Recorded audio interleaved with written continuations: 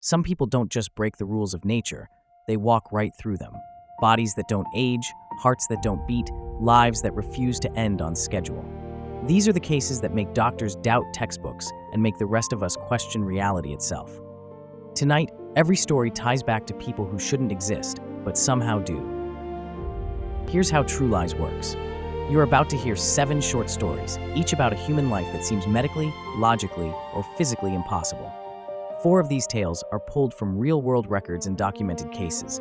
3 are crafted fictions, designed to blend in with the truth. Your job is to listen closely, trust your gut, and decide which are real and which are invented. Keep score as you go, and drop your final tally in the comments at the end. Don't pause, don't rewind, and definitely don't peek ahead, because at least one of your instincts will betray you. Tonight's episode is built as 7 chapters in the same eerie book, Lives That Don't Add Up. Some stories will sound like urban legends, others like dry medical notes that suddenly turn horrifying. Before each one begins, lock in your first impression. Is this real or a writer's trick? Hold on to those choices, because only at the end will TruLies reveal which of these 7 impossible lives actually walked the earth. Let's open the file on story 1, the man who survived 14 lethal accidents, and meet someone luckier or unluckier than statistics should ever allow. In a quiet Croatian classroom, a shy music teacher tunes his mandolin, unaware that his life will soon become a running joke with death itself. In 1962, as he waits at a crowded Zagreb bus stop, a city bus suddenly jumps the curb, slams into him, and leaves him bruised, broken, and against all odds, very much alive. A year later, riding a winter train through the countryside, he is hurled into icy chaos as carriages derail into a river gorge. Passengers scream, and he claws his way out of twisted metal, shivering but breathing. Driving a mountain road in the 1970s, his car skids, smashes through a guardrail, and as it plunges toward a ravine and explodes below, he's miraculously thrown into bushes, stunned doctors calling his survival impossible. On another day behind the wheel, his engine erupts in flames, the door jams, fire licks his legs, and he wrenches himself free, stumbling away with singed hair and yet another narrow escape.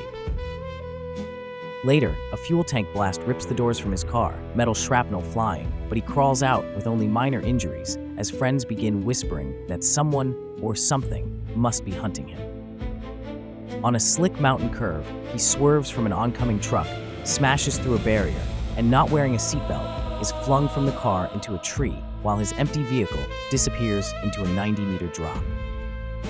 Neighbors now call him the luckiest unlucky man alive. Insurance companies quietly blacklist him, and skeptical doctors argue that the chances of surviving so many near-fatal crashes are almost unimaginably small. Chain-smoking in his modest flat, he plays folk tunes, shrugs at journalists' questions, and says he never chased danger. He just wanted to drive from A to B and somehow kept meeting disaster on the way. After these escapes, he buys a lottery ticket, wins big, and as headlines turn him into a legend, he gazes out a window and says, "I don't feel lucky or cursed, I'm just still here." Wipe your mental slate clean. Story 2, the girl who couldn't feel pain, asks what happens when the body's alarm system simply never turns on. In a quiet small town, a cheerful little girl grows up never crying when she falls, so her parents proudly call her brave, never guessing that something far stranger than bravery is hiding inside her body. As a baby, she once chews happily on her fingers, bites the tip of her own tongue clean off, and only looks confused at the blood while her horrified parents race her to the hospital. At school, she sprints across the playground, twists her ankle with a crack, keeps running through the game, and days later, an X-ray reveals she's been walking on a fractured ankle all week without a single complaint.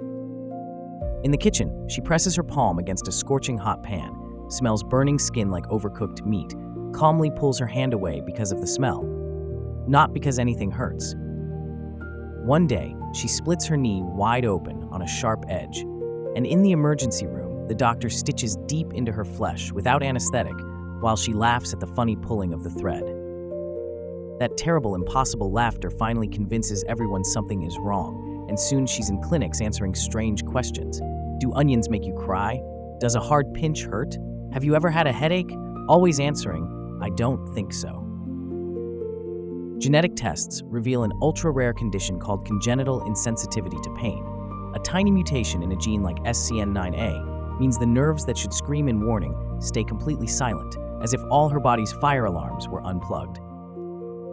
Her parents cover the house with notes: check your feet, look for bruises, is anything swollen? And every evening she examines herself in the mirror like a detective, hunting for cuts, burns, or crooked bones she cannot feel. At school, she learns to fake "ow" when she falls so she doesn't scare classmates, while doctors teach her strict rules: never walk barefoot, never carry boiling water alone, always use a thermometer, report every fall, every strange sound from her body. Scientists study her rare mutation, hoping it will inspire powerful new painkillers, while she carefully lives each day, knowing the truth most people never see. Pain is not only an enemy, it is the loud, life-saving voice that usually keeps us alive. If you think paperwork is boring, Story 3, the man declared dead who walked into his own funeral, turns a clerical error into a waking nightmare. In a small, dusty village in northern India, a quiet farm laborer leaves home with a worn cloth bag, promising his wife and children he'll return after earning enough money from distant, backbreaking work. Months pass with no letters, no phone calls, only rumors from faraway towns, until fear settles in his family's hearts like a permanent shadow. One day, villagers find a badly decomposed body by a railway track, dressed in clothes like his. Unable to recognize the face, they assume the worst and call his family to identify him. With no money for proper forensics, pressured by officials and crushed by grief, his relatives accept the corpse as his, perform funeral rites, and receive a death certificate that declares him gone forever. Life painfully rearranges itself. His widow, needing security, remarries. His children grow up honoring a dead father. His land and belongings are redistributed, sealed by stamps and signatures. Years later, under a burning afternoon sun, a thinner, sunburned version of the man walks back toward the village, carrying his bag and memories, believing he is finally coming home. He stops at what he thinks is his house, shocked to find strangers at the door, while neighbors whisper, stare, and recoil, certain they're seeing the ghost of a man they buried. Inside the government office, clerks flip through dusty files showing his death certificate, insisting the records can't be wrong, while the very man they killed on paper stands breathing in front of them. Because he is officially dead, he cannot claim his land, open a bank account, or even prove who he is, joining thousands of India's living dead trapped by corruption, error, and fragile paperwork. As he sits alone on a bench outside the office, real and alive yet erased by a signature, we are left to ask, if the system decides you're dead, how do you fight your way back to life? Reality gets stranger under a microscope in Story 4, the woman whose blood type kept changing, where identity itself starts to blur. In a noisy college gym, Emma donates blood for the first time, grinning at the free snacks as a tech casually tells her she has a common blood type. Nothing unusual, nothing worth remembering. A decade later, now a night shift nurse used to calming other people's fears, Emma schedules minor surgery and treats her own pre-op blood work as just another routine box to tick. When the lab calls her back urgently, 3 worried staff members explain that today's tests show a blood type completely incompatible with the one in her records, something that simply shouldn't happen. They redraw her blood, run it on different machines, send samples to another lab, and each result stubbornly repeats the same impossible truth. Her blood now looks like it belongs to a different person.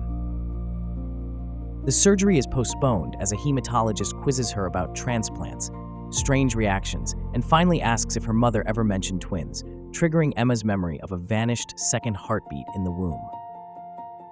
Agreeing to deeper tests, she lets researchers take cheek swabs, skin cells, and more blood, then waits as they compare DNA from different parts of her body, like puzzle pieces that might not quite match. The results reveal Emma is a natural human chimera, one person built from 2 sets of DNA, after her fraternal twin was absorbed early in the womb and stitched into her developing body. Doctors explain that different tissues in her body favor different DNA lines, and as her bone marrow quietly shifts which line dominates, her circulating blood type appears to change over the years. Armed with this knowledge, the team safely reschedules surgery, using fresh cross-matching instead of old records, while Emma drifts under the lights, knowing she has never truly been alone in her own body. Back on night shift, she jokes with new interns about confusing lab calls, then adds softly, half in wonder, that some people, like her, don't even match themselves on paper. Now we step into pure medical twilight with Story 5, The Man Who Lived for Years with No Pulse, a life measured by machines instead of a heartbeat. In a Texas hospital room, a middle-aged man with end-stage heart failure jokes weakly with nurses, knowing his own heart is too damaged to keep him alive much longer. Transplant options fade, and doctors offer a last-chance experiment. Replace his failing heart's pumping work with a new mechanical system that pushes blood in a smooth, continuous flow. In surgery, surgeons connect two small turbine-like pumps to his major blood vessels, one to send blood to his lungs, one to send it from his lungs to the rest of his body. When they switch the devices on, monitors show stable blood pressure, clear brain activity, and good oxygen levels, yet the only sound in his chest is a faint mechanical whir. A nurse grips his wrist and freezes. There is no pulse to feel, no heartbeat to hear with a stethoscope, even though the man lying there is warm, pink, and very much awake. Days later, he walks hospital hallways, chatting and smiling, while staff relearn vital signs using Doppler probes and oxygen readings instead of the quick comfort of a wrist pulse. At home in the Texas heat, he mows his lawn and shops for groceries, carrying a backpack filled with batteries and controllers that silently power the spinning pumps in his chest. On paper, he looks like a corpse, no pulse, no heart sounds, standard blood pressure cuffs useless, but in person, he laughs with friends, thinks clearly, and lives an ordinary daily life. Doctors realize he has proven a radical idea. The body does not actually need a heartbeat, only reliable blood flow, even if it comes from humming metal turbines instead of muscle. His story forces medicine to ask new questions about life, death, and humanity, as a man who once faced certain death goes on living for years with no heartbeat anyone can feel. Bodies can defy calendars too. Story 6, The Girl Who Stopped Growing, drags childhood out far beyond what nature intended. She was born perfect, 10 tiny fingers, 10 tiny toes, pink cheeks, strong cry, while her parents whispered plans for first words, first steps, first days of school, never imagining time would choose her as an exception. By her first birthday, something felt off. She still wore newborn clothes, her baby face unchanged, and the pediatrician reassured, "She'll catch up," as her parents smiled politely and quietly, stored away their growing worry. At 3, then 4, then 6, her shoes stayed the same size, her cheeks stayed round, her eyes forever baby-wide, and milestone charts became painful reminders of words never spoken and steps never taken. Doctors ordered blood tests, MRIs, hormone panels, genetic scans, yet every result came back strange but not broken. Organs oddly young, development stalled. As specialists murmured, no known syndrome fits this child. While anonymous voices online accused her parents of exaggerating or faking for attention, inside their home, they lifted, bathed, fed, soothed, and barely slept, caring for a daughter who needed them every hour of every day.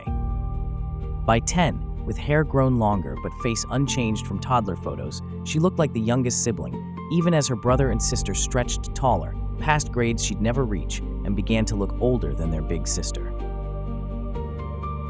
Her life was measured not in trophies or report cards, but in tiny victories. A night without seizures, a song that calmed her in seconds, a brief moment of eye contact that felt like the world opening.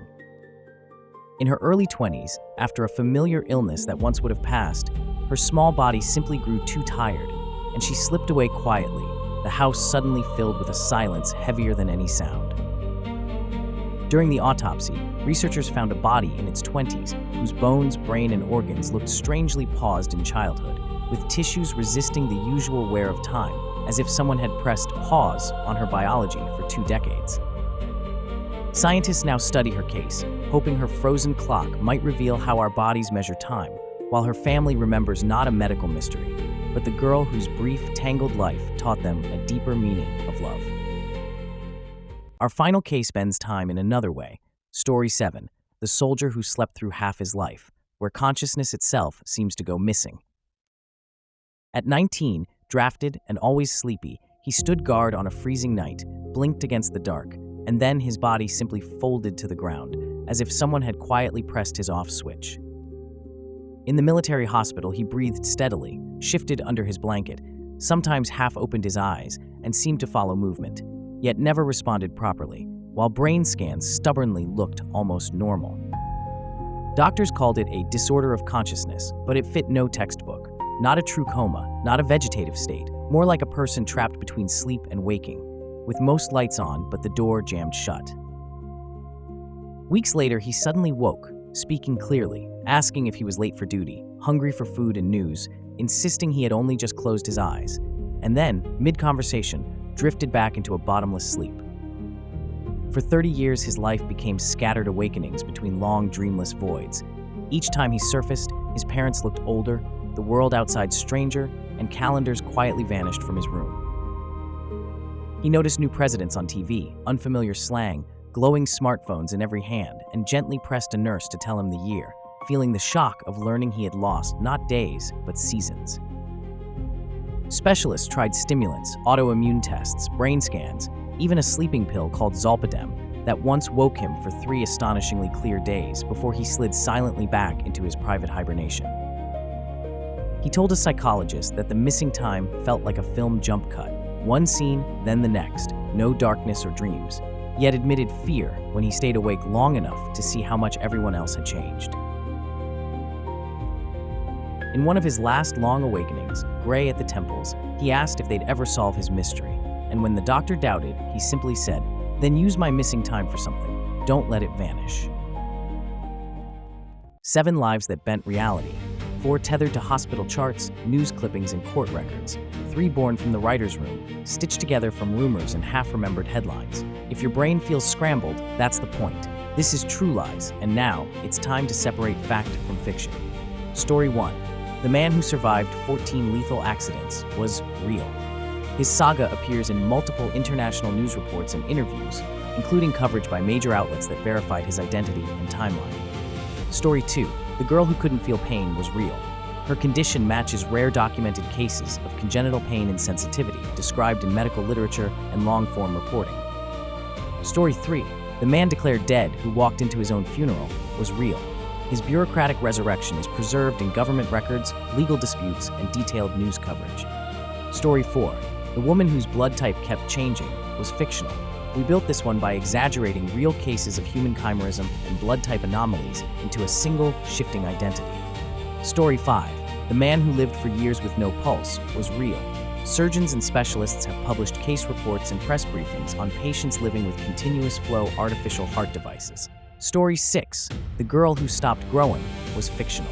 It borrows the emotional core of a genuine pediatric mystery, then pushes the frozen-in-time idea further than any confirmed case. Story 7. The soldier who slept through half his life was fictional. We drew from documented disorders of consciousness and extreme hypersomnia, then blended decades of symptoms into one haunting life. So how did you score? Share your tally below and tell us which story fooled you the hardest. Until next time, this has been TruLies, where every incredible tale is either documented reality or a beautiful lie disguised as truth.